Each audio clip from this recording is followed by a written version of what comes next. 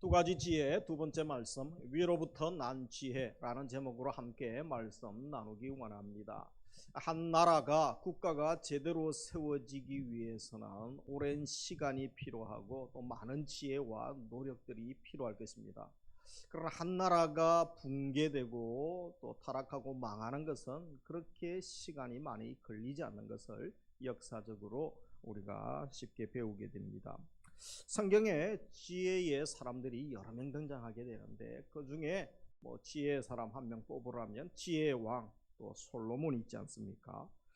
솔로몬이 처음 왕이 되었을 때 얼마나 두렵고 떨립니까? 어린 나이에 왕이 되어서 그가 참 겸손하게 하나님께 기도를 하게 되죠. 그래서 하나님께 기도한 내용이 열왕기상 3장에 보면 듣는 마음을 주옵소서, 말씀 잘 듣고 순종할 수 있는 마음이죠. 잘 통치할 수 있도록 겸손하게 기도를 하게 됩니다. 하나님이 그 기도가 마음에 드셔서 응답해 주시죠. 그래서 지혜를 주시고 총명한 마음에 또 넓은 마음까지 주시고 드물어 부귀 영화까지 주셨죠. 그래서 다윗 시대, 솔로몬 시대가 이스라엘에서는 최고의 전성기고 번영기를 누리게 됩니다. 그런데 이 솔로몬은 자기는 이렇게 지혜가 충만하고 또 여러 일들을 하게 되죠. 백성들을 잘 다스렸지만 그의 아들에게 로보암에게 지혜를 물려주지는 못했습니다. 아들 로보암도 아버지처럼 동일하게 하나님께 지혜를 주셔서 잘 다스리게 해달라고 기도를 했어야 했던 것이죠. 그런데 솔로몬은 그가 죽을 때에 아들에게 지혜는 물려줄 수 있는 것이 아니죠. 대신 지혜로운 신하들을 물려주게 됩니다. 이 원로들 중에 지혜로운 자들이 많이 있었죠. 그런데 이 아들 로보암이 주위에 지혜자가 많음에도 불구하고 이 지혜자들을 쓰레기처럼 여기게 됩니다. 그래서 이 원로들의 말을 듣지 않고 젊은 신하들의 말을 듣죠. 어리석고 미련한 선택을 하게 되면서 그의 아들 로보암 때에 결국은 이스라엘이 두둥강이 나는 결정적인 역할을 한 지혜 없는 왕 로보암이었던 것입니다. 그래서 우리가 역사적 이 사건을 보면서 하나님께서 우리에게 지혜를 주시고 또 중간고사 기간에 있는 자들이 많다고 하시는데 우리 청년들에게, 우리 주일학교도 10대 어린이들에게도 청소년들에게도 지혜를 주시고 우리 모든 성도님들에게도 지혜를 주시고 또 지혜자가 주위에 많은 복을 주시기를 주의 이름으로 축복합니다. 우리 계속해서 3장에서 또 두 가지 지혜를 다루고 있습니다. 지혜가 무엇입니까?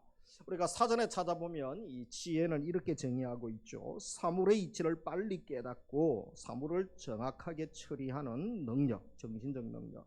그래서 이해력과 분별력 이렇게 볼 수 있겠죠.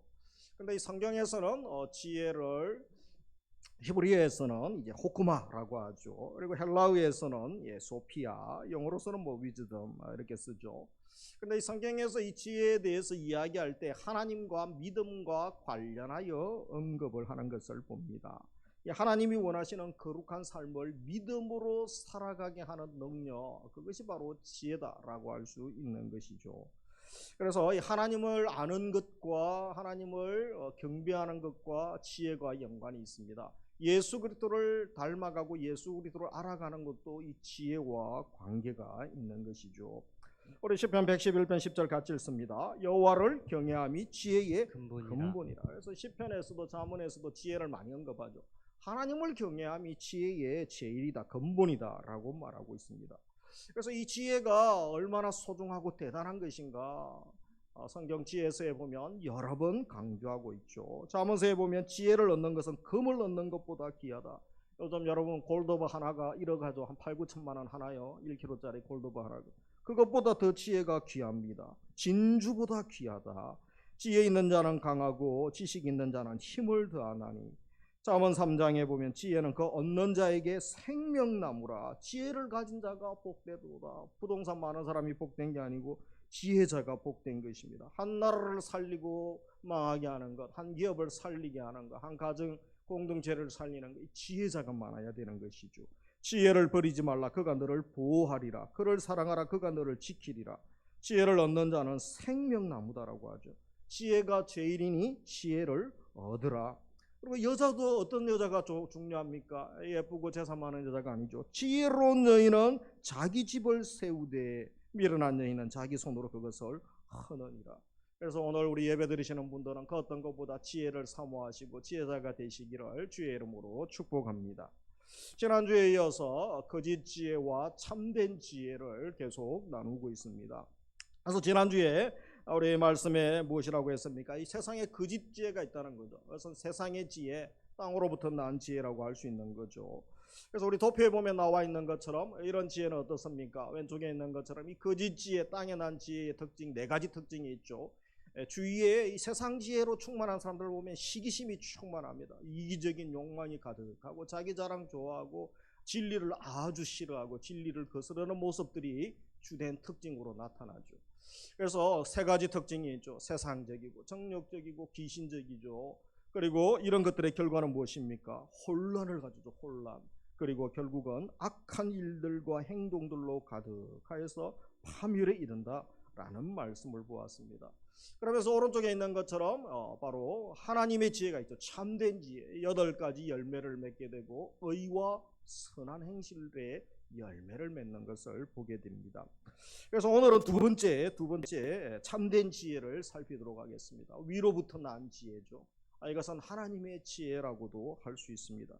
성경의 여러 저자들마다 다르게 표현하고 있는데 핵심은 같은 것이죠. 그래서 야고보는 세상 지혜와 반대로 위로부터 난 지혜가 있다. 그래서 위로부터 난 지혜를 17절에 보면 오직 위로부터 난 지혜는 첫째 성결하고, 그리고 바울은 좀 다르게 표현합니다. 고린도전서에 보면 하나님의 지혜가 세상 지혜와 차원이 다름을 강조하면서 고린도전서 1장 24절에 보면 오직 부르심을 받은 자들에게는 유대인이나 헬라인이나 같이 읽습니다. 그리스도는 하나님의 능력이요 세상에 하나님의 지혜니라. 그리스도는 하나님의 능력이고 하나님의 지혜다라고 말씀하죠. 그래서 하나님의 지혜가 예수 그리스도와 예수 그리스도의 십자가임을 강조합니다. 그러면서 고린도전서 1장 30절에 보면 예수는 우리에게 지혜와 의로움과 거룩함과 구원이 되셨으니, 결국은 예수 그리스도가 참 지혜심을 거듭 강조하고 있는 것을 봅니다. 진정한 지혜 예수 그리스도인 것이죠. 그래서 예수 그리스도는 하나님의 지혜요 하나님의 능력입니다. 골로새서에 저도 학생들 좋아하는 말씀 아닙니까? 골로새서 2장 3절 예수 그리스도 안에는 지혜와 지식의 모든 보석이 보화가 다 감춰 있습니다. 주님 안에서 우리가 모든 지혜와 보화들을 발견할 수 있는 것이죠. 그래서 시편 111편에 있는 것처럼 여호와를 경외함이 지혜의 근본이라고 말씀하시는 것입니다. 그래서 우리가 이 지혜에도 열매가 있습니다. 8가지 열매, 어떤 열매가 있는지 살피고 우리가 어떻게 하면 이 지혜를 얻을 수 있는가 말씀을 통하여 또 교훈을 얻기 원합니다. 갈라디아서 5장에 가면 성령의 9가지 열매가 있죠. 그리고 또 고린도전서 13장에 가면 사랑의 15가지 열매, 15가지 특징들이 있습니다. 예수님이 하신 산상수훈에는 팔복이 있죠. 그처럼 야고보서의 3장에서 이야기하고 있는 지혜의 열매, 8가지 열매가 있습니다. 그래서 그림에 보는 것처럼 이 지혜의 열매가 나와 있는 것이죠. 그래서 이 지혜의 8가지 열매는 무엇과 관계됩니까? 철저하게 갈라디아서 성령의 열매와 다른 것이 없습니다. 그래서 예수님의 성품을 나타내는 것입니다. 예수님의 인격, 성품을 나타내는 것이고, 또 성령이 충만한 것과 지혜 충만한 것이 다른 것이 아닙니다. 지혜 충만은 야고보가 이야기하죠. 그러나 바울은 성령 충만, 성령이 충만하면 지혜가 충만하고 능력이 충만하게 되는 것이죠. 그리고 지혜가 충만하면 8가지 열매를 맺고 결론은 뭐죠? 예수님의 인격을 닮아가는 것이다. 그것을 먼저 결론으로 이해하시고 우리 8가지를 우리 학생들, 우리 성도님들 기도 제목으로 삼기 원합니다. 우리 17절 같이 읽습니다. 오직 위로부터 난 지혜는 첫째 성결하고 다음에 화평하고 관용하고 양순하며 긍휼과 선한 열매가 가득하고 편견과 거짓이 없나니. 그래서 여기 17절에 보면 먼저 위로부터 난 지혜가 있는데 첫째 나오죠. 첫째. 이것은 숫자가 첫째가 아니라는 것입니다. 수적으로 1이라는 것이 아니고 제일 중요한 특징이다. 그리고 나머지 모든 특징들의 열매들 중에서 핵심이고 기본 중에 기본, 반드시 전제로 있어야 될 게 무엇이라는 거죠? 첫째, 성결하며. 그래서 이 성결이 제일 중요하고 기본이고 핵심이다. 라고 이야기하고 있는 것입니다. 성결하면서 화평하고 성결하면서 관용하고 성결하면서 양순해야 되는 것이죠. 그래서 먼저 성결, 이것은 부정하거나 더럽히지 않는 것, 이 두 마음을 품지 않는 깨끗한 것을 이야기하는 거죠. 그래서 지혜 중에 최고의 지혜, 그 열매 첫 번째 언급되고 핵심인 것은 성결을 이야기합니다. 세상이 아무리 타락하고 유혹해도 우리 자신을 지키고 또 이 세속의 세상의 더러운 것에 물들지 아니하도록 우리가 그것을 멀리하고 또 피해야 하는 것입니다. 우리 그렇지 않은 젊은이들, 우리 10대들 요즘 엄란한 영상들, 또 동거문화, 성의 유혹들, 요즘 또 10대들까지 마약에 중독돼 가지고 정부에서 중국 정부에 공문을 보냈습니다. 제발 그 마약 사범들 좀 잡아달라고. 이런 것을 우리가 피해야 되는 것이죠. 이겨야 됩니다. 그렇지 않은 기업인들, 직장인들, 이 깨끗하지 못한 그레들이 얼마나 많습니까? 편법, 부정, 불의 이런 것들과 싸워야 됩니다. 그렇지 않은 관료들 가지 말아야 할 곳 삼가야 되고 받지 말아야 할 것 또 조심해야 되는 것이죠. 그래서 하나님은 어떤 사람 쓰십니까? 성결한 사람 쓰십니다. 깨끗한 그릇 쓰신다고 디모데후서에서도 이야기하고 있는 것이죠. 왜냐하면 우리가 하나님의 성전입니다. 걸어다니는 하나님의 성전임을 꼭 기억해야 되는 것입니다. 우리 옆에 분들과 인사합시다. 당신은 걸어다니는 하나님의 성전입니다. 당신은 걸어다니는 하나님의 성전입니다. 성전이 더럽고 엄란해서는 안 되는 것이죠.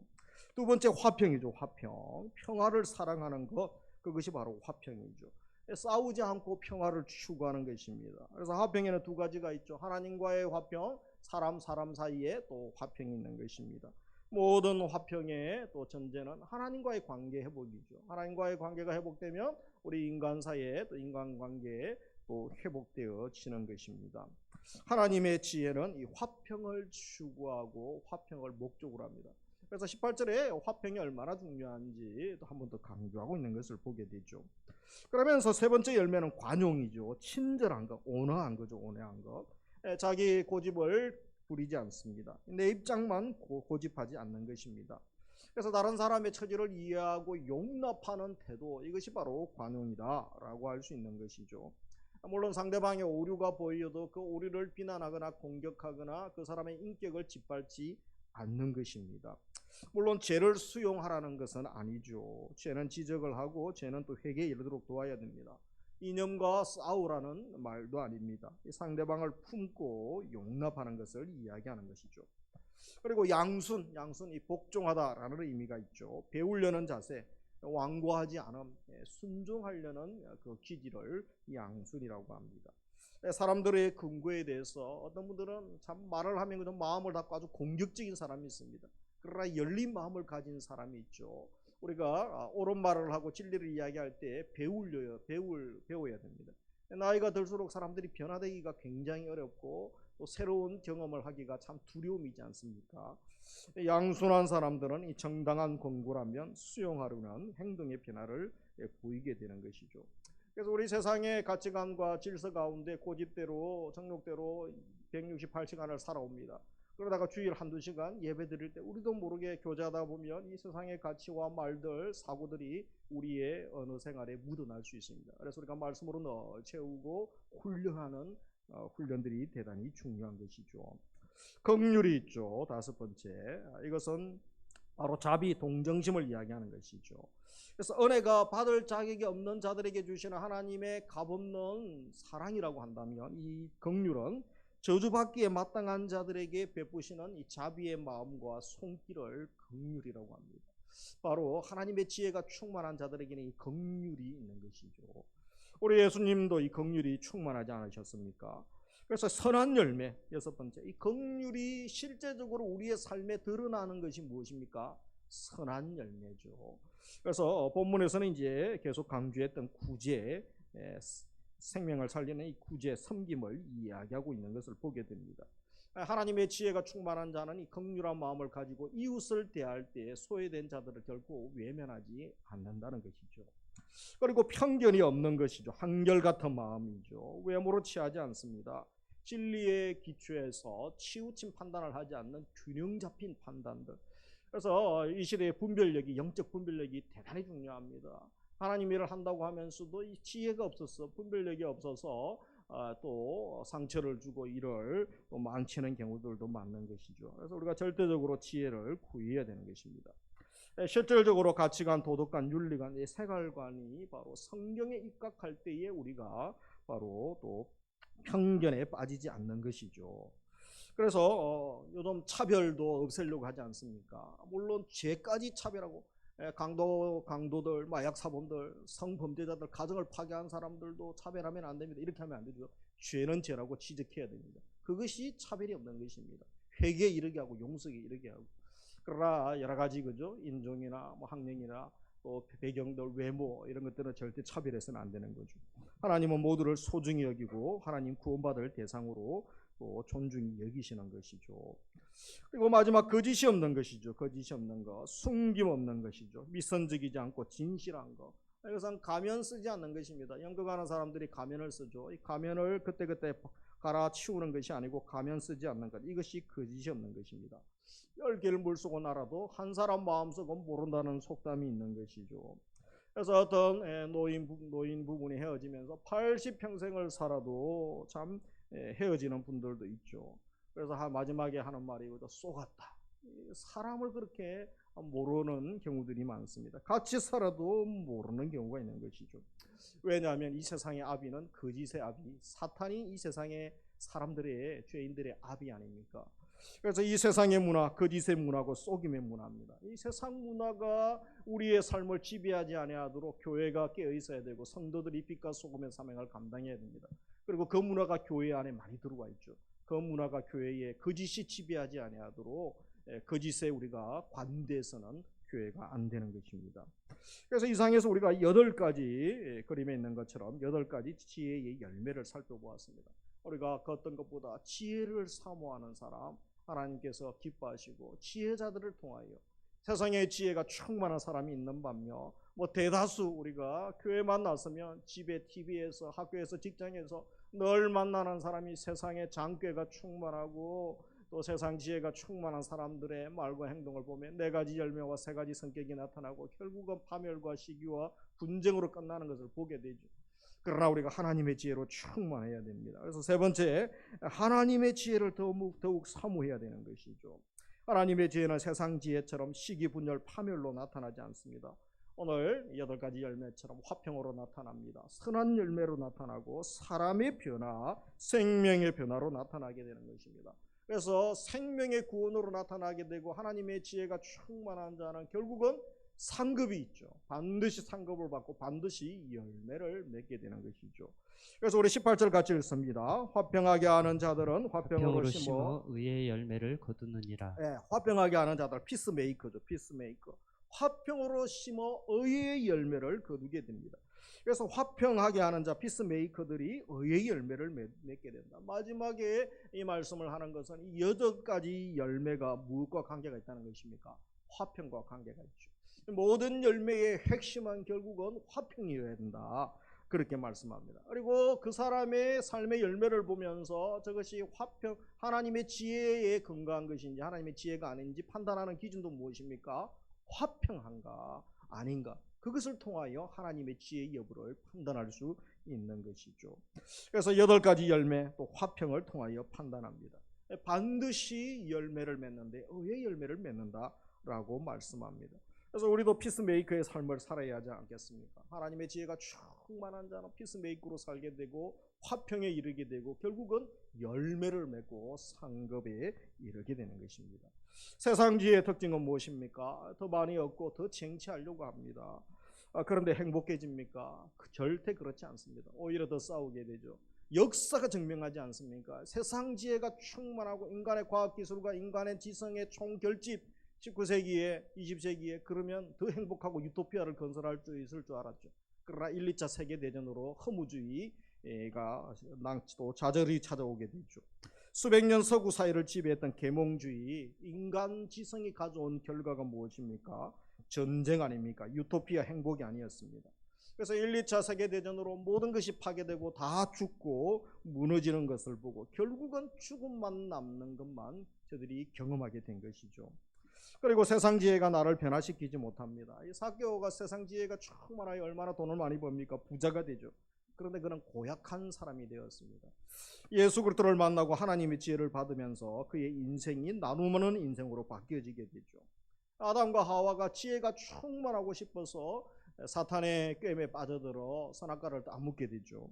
하나님의 지혜가 충만했습니까? 하나님의 지혜를 얻지 못합니다. 오히려 죄악의 뿌리를 얻게 되고 사망의 심판에 이르는 안타까운 모습을 보게 됩니다. 그래서 우리는 이 세상 지혜와의 위험, 한계의 결과를 분명히 알고 오직 하나님의 지혜가 나를 살리고 하나님의 사람들은 하나님의 지혜로 충만하게 됨을 꼭 명심해야 되는 것이죠. 그래서 마지막으로 어떻게 하면 우리도 하나님의 지혜로 충만하고 하나님의 지혜를 얻을 수 있겠습니까? 하나님의 지혜를 얻는 세 가지 비결 꼭 기억하시고 우리 자녀들, 청년들 또 기도할 수 있기를 원합니다. 야고보는 이 사악한 세상, 유혹 많은 세상을 이기기 위하여 하나님의 사람들, 교회들은 반드시 하나님의 지혜로 충만하여 이길 수 있다라고 말씀합니다. 그래서 어떻게 하나님의 지혜를 얻을 수 있습니까? 첫째로 지혜의 말씀을 붙들어야 됩니다. 디모데후서 3장 15절 성경은 너로 능히 하여금 그리스도 예수 안에 있는 믿음으로 말미암아 같이 읽습니다. 구원에 이르는 지혜가 있게 하느니라. 그래서 믿음으로 말미암아 구원에 이르는 것 어디서? 성경을 통하여. 말씀을 묵상하면 누구를 만납니까? 예수님에 대하여 성경이 기록되어 있죠. 예수님을 만나게 되고 하나님의 참 지혜에 이르는 것입니다. 그리고 여러분 은사 중에 최고의 은사가 뭡니까? 고린도전서 12장에 보면 말씀의 지혜의 은사를 사모하라고 되어 있습니다. 결국 말씀에서 무엇이 옵니까? 지혜, 말씀의 지혜의 은사, 말씀의 지식의 은사가 있죠. 그 어떤 것보다 우선적으로 언급되어지는 것입니다. 우리가 지혜의 말씀을 붙들 때에 지혜가 충만합니다. 엄연한 책을 가까이 하면 뭐죠? 머릿속에 마음속에 엄연한 생각이 가득하죠. 도둑질하고 나쁜 짓 하는 거 책을 읽으면 뭐죠? 그런 것들로 가득하게 되는 거죠. 게임에 푹 빠져있고 3일 1주일 동안 집에서 나오지를 않아요. 새로운 게임 나왔다고 통일시킨다고. 그러면 게임밖에 생각이 안 나는 것이죠. 무엇으로 충만해야 됩니까? 주님의 말씀으로 충만할 때 가능한 것이죠. 그리고 두 번째, 예수 그리스도 안에 거하기를 힘쓰시기 바랍니다. 골로새서 2장 3절 그분 안에는 지혜와 지식의 모든 보화가 감춰져 있다고 합니다. 에베소서 1장 8절 9절 이는 그가 모든 지혜와 총명을 우리에게 넘치게 하사 그 뜻의 비밀을 우리에게 알리신 것이요 지혜와 총명을 넘치게 하시는 분 예수 그리스도께서 또 이것을 허락해 주시는 것입니다. 그리고 마지막 중요한 것은 우리가 가만히 있으면 안 되죠. 하나님께 구해야 됩니다. 야고보서 1장 5절 같이 읽습니다. 너희 중에 누구든지 지혜가 부족하거든 모든 사람에게 후히 주시고 꾸짖지 아니하시는 하나님께 구하라. 그리하면 주시리라. 누구에게 구하라? 마귀에게 구하는 사람들이 이 세상 99% 아닙니까? 90% 이상. 여러분 그렇지 않더라도 6억도 안 됩니다. 그 중에 뭐 명목상 그리스도인들이 얼마나 많습니까? 전 세계 80억인가요? 거의 뭐 8, 90%가 그죠? 하나님과 관계없는 삶을 살고 마귀의 지혜가 충만한 삶을 삽니다. 마귀에게 지혜를 구하는 자들이 우리 주위에 정치인, 경제인들, 관료들, 교수들, 선생님들 마귀의 지혜로 여러분을 가르치고 있지 않습니까? 우리 자녀들을 부모들이 마귀의 지혜로 가르치고 있는 이 답답하고 안타까운 현실 가운데 살고 있는 것입니다. 그래서 시험만 치면 그저 주일날 예배 드리지 말라고 뭐가 중요하냐고 시험이 중요하고 공부는 물론 중요하죠. 그러나 예배보다 우선되는 건 없죠. 주일 예배 드리고 주일 성수하고 또 열심히 공부하고 또 열심히 실력을 쌓아야 됩니다. 이것도 안 하고 저것도 안 하는 게 문제죠. 균형 잡힌 그리스도인들 신앙생활 뜨겁게 또 공부도 열심히 직장생활은 더욱더 본을 보이고 열심히 살아가는 이런 멋진 그리스도인들이 이 시대에 필요한 것이죠. 그래서 하나님께 구하시기를 주의 이름으로 축복합니다. 솔로몬이 하나님께 구하죠. 하나님 듣는 마음을 주소서 지혜를 주소서. 하나님 마음에 쏙 들어서 하나님이 응답해 주시고 초두에 말씀드렸던 것처럼 부귀영화까지 그의 지혜를 따라갈 수 없을 만큼 전 세계의 명성을 높여주시지 않습니까? 에디슨 잘 아시죠? 에디슨이 6개월 동안 기도한 것이 있습니다. 하나님 왜 이렇게 밤만 되면 세상이 이렇게 깜깜합니까? 하나님 낮에 태양처럼 밤에도 밝힐 수 있는 기구를 발명하도록 지혜를 주세요. 지혜를 주세요. 그래서 에디슨이 6개월을 기도했습니다. 전구가 발명되죠. 그런데 그냥 쉽게 되는 것이 아닙니다. 얼마나 실패를 많이 하는지. 여러분 실패는 성공의 어머니라는 말이 있죠. 필라멘트를 발명하는데 3,000번 실패했습니다. 2,990번 실패하고 한 번에 성공한 거죠. 전구는 9,000번 실패했다고 합니다. 이런 과정들을 통하여 포기하지 않고 기도할 때 하나님이 응답해 주시는 거죠. 우리 땅콩 박사 조지 카브 박사님, 미국 남부지방이 목화를 재배하다가 더 농민들이 망해서 죽을 지경입니다. 그래서 하나님이 땅콩을 심으라. 그래서 땅콩을 심었는데 풍년이 됐어요. 근데 뭐 먹는 것밖에 해결이 안 되고 아이들 학교도 보내고 사회생활하기가 경제적으로 계속 어렵습니다. 땅콩 재배했는데 하나님 먹는 거 가지고는 해결이 안 됩니다. 어떻게 합니까? 빨리 실험실에 가서 네가 연구를 해라. 근데 하나님께서 그에게 지혜를 부어 주시죠. 그래서 땅콩이 식용으로만 쓰임 받던 그 시대에 그죠? 땅콩을 연구했더니 300가지의 땅콩 제품, 유제품이 나와서 그 도시를 바꾸고 그 민족을 바꾸고 흑인으로서 또 최초의 그런 영향력 있는 크리스찬 과학자로서의 역할들을 감당하는 것을 봅니다. 하나님께 지혜를 구했더니 엄청난 변화가 일어나는 것이죠. 성막을 제작할 때 오홀리압과 버사렐이 나옵니다. 하나님의 지혜와 재능을 부어주셨다고 합니다. 출애굽기 35장 31절 하나님의 영을 그에게 충만하게 하여 지혜와 총명과 지식으로 여러 가지 일을 하게 하시되, 그래서 하나님이 지혜를 부어주시고 총명을 부어주시고 지식을 주시면, 신지식이죠. 하나님 지식을 부어주시면 얼마든지 새로운 것을 발명하고 창조하고 아이디어가 넘쳐나게 됩니다. 농업인은 농업인대로, 주부는 주부대로, 과학자는 과학, 선생님은 선생님대로, 정치인, 경제인, 사업가들 그 자리에서 하나님이 지혜를 부어주시면 새로운 일들이 일어나고 변화가 일어나고 또 역사의 물꼬를 바꾸는 그런 제품들이 발견되기도 하는 것입니다. 우리 요셉의 지혜가 얼마나 충만합니까? 바로의 꿈을 해석하고 기근을 대처할 그 당시에 세계 최고의 석각들이 아무 말을 못하는데 하나님이 지혜를 주시니까 대처할 길을 열어주고 제2인자가 되지 않습니까? 다니엘의 지혜, 느부갓네살의 꿈을 해석하죠. 왕들은 죽어가고 왕조로 바뀌는데 사왕조 동안 계속 제2인자로 또 통치하게 됩니다. 하나님의 지혜가 충만하네. 그 당시에 최고의 박사들, 술사들보다 10배나 지혜가 많았다라고 기록하고 있지 않습니까? 우리 학생들에게 다니엘의 지혜를 주시고 요셉의 지혜를 주시기를 원합니다. 그래서 우리 성경에 보면 사도행전 6장에 보면 7집사를 선별하는 기준이 뭡니까? 성령과 지혜가 충만하여 같이 읽습니다. 칭찬받는 7을 택하라. 그래서 성령 충만, 지혜 충만 같이 등장하죠. 칭찬받는 사람, 지혜가 충만한 사람이 우리 장로님이 되고 또 집사님이 되고 중직자가 되는 것이죠. 그런 분들을 뽑았습니다. 어떤 교회에서 이 한 연세 드신 성도님이 갑자기 돌아가셔서 고독사가 일어났습니다. 며칠 만에 발견이 되었어요. 그래서 목사님도 충격을 받고 성도들도 충격을 받았습니다. 하나님, 홀로 계신 자녀도 연락 잘 안 하는 분들이 참 이 사각지대 아닙니까? 이런 일이 다시는 발생하지 않아야 되는데 어떻게 우리가 그 홀로 계신 어르신들 고독사가 일어나지 않도록 도와야 되겠습니까? 지혜를 주세요, 지혜를 주세요. 그러다가 길 가다가 우유를 배달하시는 분, 아침마다 저녁마다 우유 배달하시는 분을 보았어요. 아, 저분들은 매일 어르신들 우유를 배달하면 만날 수 있겠구나. 그래서 또 우유 업체와 연락하고 매니저와 연결해서 이렇게 계약을 맺고, 그래서 매일 우유를 후원합니다. 그래서 어르신들 우유 후원하는 게 중요한 게 아니고 뭐죠? 건강 상태, 몸이 아프면 바로 교회에서 섬기려고, 또 동사무소와 연결해서 이렇게 섬기려고 그렇게 하죠. 그런데 또 한 가지가 뭐죠? 영양이 어르신들 부족하잖아요. 우유를 드리니까 영양도 보충하고. 그래서 하나님께 지혜를 구했더니 하나님이 지혜를 주셔서 그 사역이 얼마나 잘 되는지, 서울에서부터 시작된 사역이 전국의 교회로 통하여 확산되고 지금 전 세계 선교지에도 이 사역들이 확산되고 있다고 합니다. 중요한 것은 무엇입니까? 한 영혼을 사랑하고 기도하면 하나님이 무엇을 주십니까? 지혜를 주시는 줄 믿습니다. 생명 살리려고 몸부림하고 걱정하고 고민하고 또 몸부림해 보십시오. 하나님이 왜 지혜를 주시지 않겠습니까? 그래서 우리가 말씀 붙들고 하나님께 간구하는 자, 하나님께서 오늘 말씀처럼 지혜를 주시는 줄 믿습니다. 말씀을 맺습니다. 세상의 지혜로 살아가는 사람이 있습니다. 그러나 하나님의 지혜로 살아가는 사람이 있습니다. 어떤 삶을 사시겠습니까? 참 지혜는 하나님을 닮아 성결과 화평과 선한 열매를 추구하는 것입니다. 우리는 무엇에 지혜롭습니까? 나의 야망과 정욕을 위하여 세상에 장께 부리려고 지혜를 추구하는 것이 아니라 세상 지혜를 추구하는 자가 되지 않기 원합니다. 오직 하나님의 지혜를 사모하시고 하나님의 지혜를 구할 수 있기를 주의 이름으로 축복합니다. 여러분, 세상에 얼마나 유혹이 많고 고난이 많습니까? 세상을 이기고 고난과 어둠을 이기기 위하여 하나님의 지혜를 구해야 됩니다. 오직 고난 가운데 승리의 삶을 살기 위하여 야고보서 1장 5절처럼 신앙 승리를 위하여 하나님의 지혜를 구해야 되는 것이죠.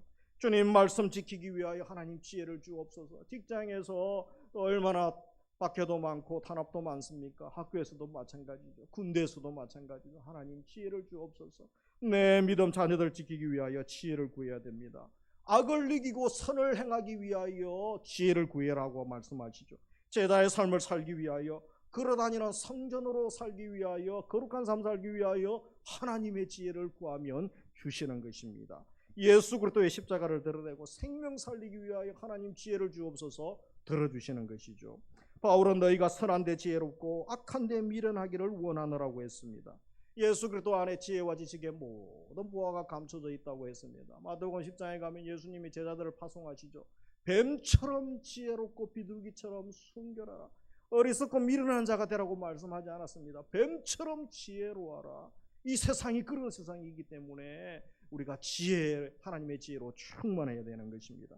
한 주간도 하나님의 지혜를 사모하시고 간구하십시오. 하나님의 지혜가 세상의 지혜를 이기는 줄 믿으시기 바랍니다. 하나님의 지혜 충만, 성령 충만이죠. 지혜 충만을 사모하시고 성령 충만을 사모하십시오. 하나님의 지혜이신 예수 그리스도를 더 사랑하시고 예수 그리스도를 닮아가는 것이 결국은 지혜의 열매 아닙니까? 그런 삶을 사시기를, 그런 은혜를 우리에게 부어주시기를 주님의 이름으로 축복합니다. 우리 함께 말씀 생각하면서 찬양하겠습니다.